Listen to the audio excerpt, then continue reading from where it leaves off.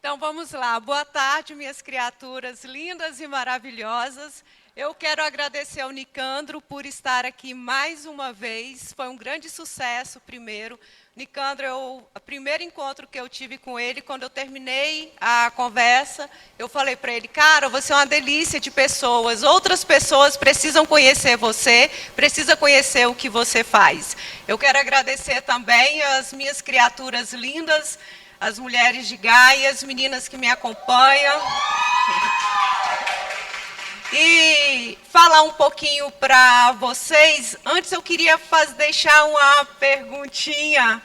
Quem é a última pessoa que você pensa antes de dormir? Quem é a primeira pessoa que você pensa quando você acorda? Qual é a pessoa hoje que você tem receio de perder? Qual é a pessoa que você faz de tudo por ela para poder agradar, para poder deixá-la feliz? E eu quero trazer para vocês a história de uma menina magricela que morava no interior do Espírito Santo, que nasceu com dislexia e que não foi diagnosticada. Para quem não sabe, a dislexia é a dificuldade de ler, de escrever, da psicomotricidade. Ou seja, eu fui para a escola e não conseguia ler e nem conseguia aprender a escrever. E o tema da minha palestra é Mulheres que Correm com Lobo. Os primeiros lobos que eu tive que conviver na minha vida eram aquelas pequenas crianças da escola. E às vezes as pessoas falam assim, nossa, olha essa criancinha tão linda, parece um anjinho. Gente, nem toda criança parece um anjo. Eu tive na minha pele o que é conviver com crianças, ser zoada, ser zombada, porque eu não conseguia identificar o P do B do Q. Para mim era sempre a mesma coisa. E na minha época, a tarefa era passada no quadro e a gente copiava no caderno. Eu olhava para o quadro, quando eu ia passar para o caderno, eu já não sabia mais como fazer. E aí eu ia. E nesse vai e vem, parecia que as palavras voavam para mim. Parecia que elas se movimentavam. E quando chegava para eu colocar no caderno, elas já estavam viradas. Eu achava aquilo fantástico, até eu perceber que aquilo só acontecia comigo. Que as outras crianças conseguiam e eu não. E sempre que a professora perguntava para a criança qual, ela ia com tipo uma régua comprida, mostrando, perguntando cada um. Aí, quando chegava na minha vez, os outros anjinhos estavam todos olhando para mim, porque eu ia errar, e eu era motivo de riso. E nessa zombação, nesse bullying, eu fui vivendo uns 6 meses, até que no desespero dos meus pais, eles me levaram para uma escola interna, para eu poder estudar, para eu poder aprender a ler e a escrever. E eu tinha um pouco mais de 8 anos de idade, fiquei quase 8 meses sem ver ninguém da minha família, porque as normas do colégio eram rígidas. E lá, hoje eu sei que a escola só tem 8 salas, a coordenação e é onde as pessoas viviam. Mas todos os dias eu me perdia do meu quarto até a sala de aula. Era tão pertinho, era tão claro, eu olhando hoje o que eu passei, mas todos os dias eu chegava atrasada. E quando eu chegava na sala, todo mundo já estava sentado copiando a matéria. E sobrava o fundo para eu poder sentar. E mais uma vez as palavras voavam para mim.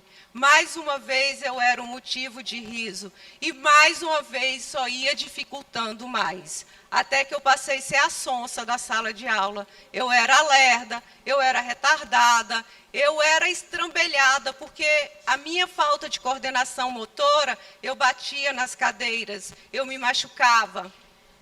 E eu fiquei 8 meses até que eu me rebelei nessa escola, que eu não suportava mais de dor. Todas as noites que eu dormi naquele quarto, eu chorava de saudade de casa. Todas as noites eu queria voltar para casa.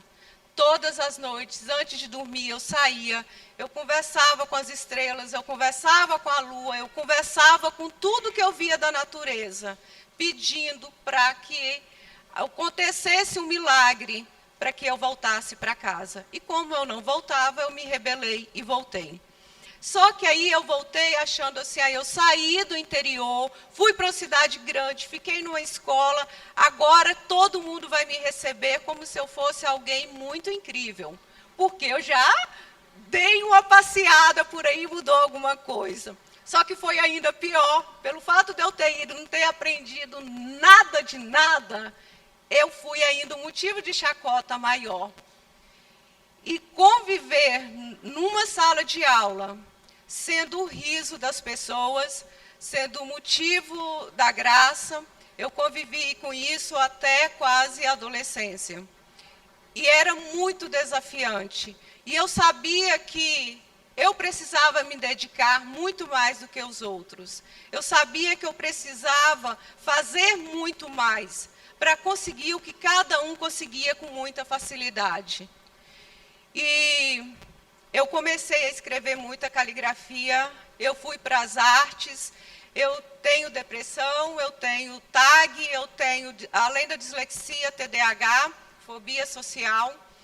Então, no meio de tudo isso, sem um diagnóstico, vivendo, a sensação que eu tinha que eu precisava de um milagre na vida ou de morrer, porque eu não aguentava. Aonde que eu ia, as escolas que eu passava, eu não parava em escola nenhuma, porque os meus pais achavam que o problema poderia ser a escola. E com pouco conhecimento de neuro, não detectava. E eu só fui saber quando eu fui fazer faculdade de psicologia. E depois, já de adulta, tantas vezes andando numa viagem de avião, a aeromoça falou assim, e depois de ouvir várias vezes essa frase, mas nesse dia ela me chamou a atenção. Em caso de acidente, coloca a máscara primeiro em você, depois em quem estiver necessitado, que estiver perto de você. E aí eu levei isso para minha terapia, porque eu achei um absurdo. Como assim eu vou colocar em mim e deixar quem está precisando sem? Foi aí que eu percebi que a minha vida da dislexia, de ter sido rejeitada, de ter sido motivo de chacota, eu vivia para poder me adaptar ao que o outro esperava de mim. Eu vivia para poder agradar ao outro, para eu poder ter um lugar no sol. Eu vivia fazendo tudo que ia ser útil para alguém. Eu queria ter uma necessidade, eu precisava de uma utilidade para existir na vida de alguém, para que eu valesse alguma coisa. E foi quando eu fui descobrindo que tinha algo de estranho, que a pessoa que eu precisava dar esse valor era eu. Que a minha maior dificuldade com a dislexia era poder entender, tá tudo certo, Eusa, você não conseguiu fazer uma baliza. Tá tudo certo, Eusa, sua dicção não ser de milhões. Tá tudo certo. A partir do momento que eu comecei a aceitar que eu sou humana, como humana, eu sou imperfeita, e dentro dessa imperfeição, eu posso vencer os meus medos, os meus obstáculos, a partir do momento que eu me aceitar, me olhar para mim e me dar prioridade. Foi a partir de então que eu comecei a perceber a maior prioridade da minha vida sou eu. O grande amor da minha vida sou eu. Eu preciso fazer por mim o que ninguém faz. Eu não posso permitir que as pessoas continuem rindo de mim. Elas podem até continuarem rindo, mas eu não posso mais permitir que isso me abale. E foi quando eu percebi que agradar os outros era uma porcaria, porque a sociedade ela é cheia de regras impostas por um bando de pessoas que, na maioria das vezes, são hipócritas, que elas mesmas criam essas regras. Se fosse outrora, eu jamais estaria aqui hoje com as unhas sem fazer. Hoje, para mim, estar com a unha feita não é estar com a unha pintada. Para mim, estar com a unha feita hoje é estar com a unha saudável. Eu não preciso estar impecável, eu não preciso estar do jeito que o outro espera que eu esteja. E encontrar a minha identidade, encontrar comigo mesma e compreender que eu tenho limitações e que eu preciso me amar. Não importa se o outro vai me amar, não importa se o outro vai debochar de mim. O que importa é o que eu estou fazendo com isso. E hoje eu paro, eu olho para trás e falo assim, eu até tatuei nas minhas costas, eu amo demais a mulher que eu me tornei, porque eu lutei muito para ser ela. E eu lutei. Eu tive que abrir mão de muitas pessoas na minha vida, porque eram pessoas que eu amava absurdamente. Mas eu preciso entender o que eu quero e o que eu mereço. Nem sempre o que eu quero é o que eu mereço, vai ser melhor para mim. E eu tive que abrir mão de muitas pessoas. Eu tive que abrir mão de muitas coisas que me machucaram, que me fizeram crescer. E hoje, quando eu conheço alguém, que alguém está aproximando na minha vida, eu pergunto para ela, quando você tomou seu último banho de chuva? Qual foi o último livro que você leu? Aonde que você foi no rio para tomar um banho? E eu quero pessoas simples hoje na minha vida. Eu quero pessoas que apreciem o belo. Eu quero pessoas que olhem para a vida como eu consigo olhar. Que não vai ser um padrão, que não vai ser um trejeito, que não vai ser uma forma, mas que vai ser a essência. E a minha essência, ela é completamente imperfeita. E eu mereço pessoas imperfeitas do meu lado, pois assim a gente cresce junto, pois assim a gente floresce juntos. E nessa ideia de que eu sou as 5 pessoas que eu convivo, eu sempre olho para quem está ao meu redor e falo, o que essa pessoa agrega na minha vida? O que ela me traz de aprendizado? Ela é uma pessoa que minha mãe adoraria que eu fosse? O comportamento dela ia brilhar os olhos do meu pai, se me visse assim? Se é, eu estou. Se não, eu não sou nenhum alecrim dourado, mas eu quero caminhar ao lado de quem quer evoluir. Eu quero caminhar ao lado de quem quer crescer, porque eu já estive ao lado de quem me cortou, de quem me deixou no pó. Mas eu olho para esses lobos e fico imaginando que eles foram essenciais na minha vida, porque matar um leão por dia é muito fácil. O difícil é você domesticar e caminhar com eles. E isso eu tive que fazer ao longo dos meus 48 anos. E eu olho para a minha história, eu reverencio cada dor que eu passei. Eu olho para a minha história e ainda bem que me aconteceu isso, pois foi a partir disso que eu aprendi, evoluí e cheguei até aqui. E benditas foram as pessoas que me machucaram, benditas foram as pessoas que me zombaram, porque foram elas que me fizeram. Hoje, quando eu paro para contar as minhas formações, as minhas pós, eu já passei de 40. E se não fosse por elas, de repente eu estaria ali sendo uma mera coadjuvante na vida de alguém. E hoje eu sou protagonista da minha história. E eu não entro na vida de ninguém para não torná-la uma protagonista da vida dela. Porque se eu não posso agregar, ou soma ou some. Eu sumo.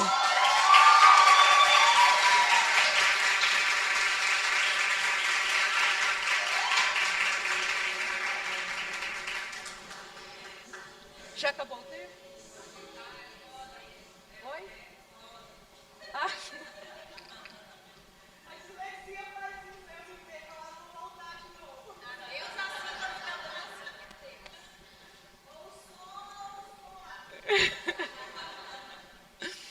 E nesse caminhar pela vida, eu encontrei pessoas fantásticas que me deram a mão.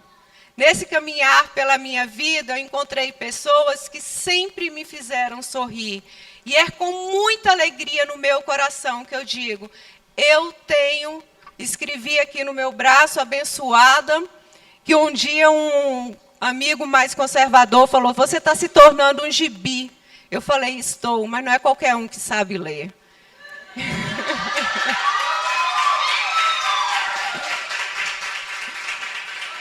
E eu tenho tatuado no meu corpo as dores que eu passei. E um dos piores lobos que eu pude conviver foi passar pelo abuso sexual dos 6 aos 14 anos. Por 4 amigos diferentes da família. Porque eles estão entre quem convive com a gente. E poder conviver com estes homens e olhar para trás agora, olhar para eles e agradecer. Foi por causa de vocês que eu fiz uma pós em sexualidade e sou hoje uma grande autoridade no assunto. Foi graças a você que eu aprendi a gozar. Foi graças a vocês que eu aprendi a honrar o meu corpo e a valorizar, porque talvez eu estaria banalizando o meu corpo. Então eu agradeço a cada situação de dor e vou transformando essas dores em aprendizado. Eu vou transformando cada coisinha que me aconteceu e vou agregando em força. Eu vou agregando na minha história, para eu poder olhar para trás e falar, a minha existência valeu a pena. Eu tentei suicídio 3 vezes, graças a Deus não consegui. Eu fiquei viúva, perdi 2 filhos, e muitas vezes eu chorei com a mão na boca para poder meu filho não escutar o meu choro, porque eu não tinha ninguém por mim. E ainda nestes momentos de dores terríveis, eu imaginava, alguma coisa incrível tem que acontecer comigo. Até que eu descobri, a coisa mais incrível que me aconteceu foi eu olhar um dia no espelho e falar, Elza, você é foda demais. Passar pelo que você passou, ter a trajetória que você tem, estar aqui ainda, isso é incrível. E a cada dia eu me amo mais. Quando eu vou deitar, eu agradeço a mim mesma por não ter pedido a fé em mim. Todos os dias, quando eu acordo, eu dou bom dia para o sol e dou bom dia para mim mesma. E a cada dia eu me aprendo a me amar cada vez mais e a valorizar cada dia de vida, cada minuto de vida. Só a gratidão é capaz de transformar a sua vida.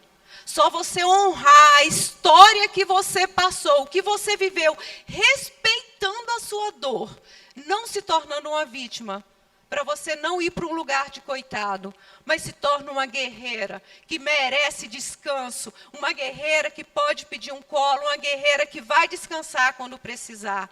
Aí sim, você vai ter se tornado a sua vida. E para mim é um orgulho, é uma sensação indescritível quando alguém me diz assim, Elza, você me inspira. Porque eu passei muita parte da minha vida ouvindo das pessoas, você não vai dar em nada na vida. E quando hoje eu sei que eu inspiro pessoas, para mim é a glória, é o auge, porque eu consegui, eu cheguei lá. E não desista dos sonhos de vocês, não desista de quem você é, não importa o que você está passando. Existe sempre uma luz no fim do túnel, e se não tiver a luz, seja você essa luz, que vai se acender a sua própria luz, para chegar lá aonde você merece. Gratidão.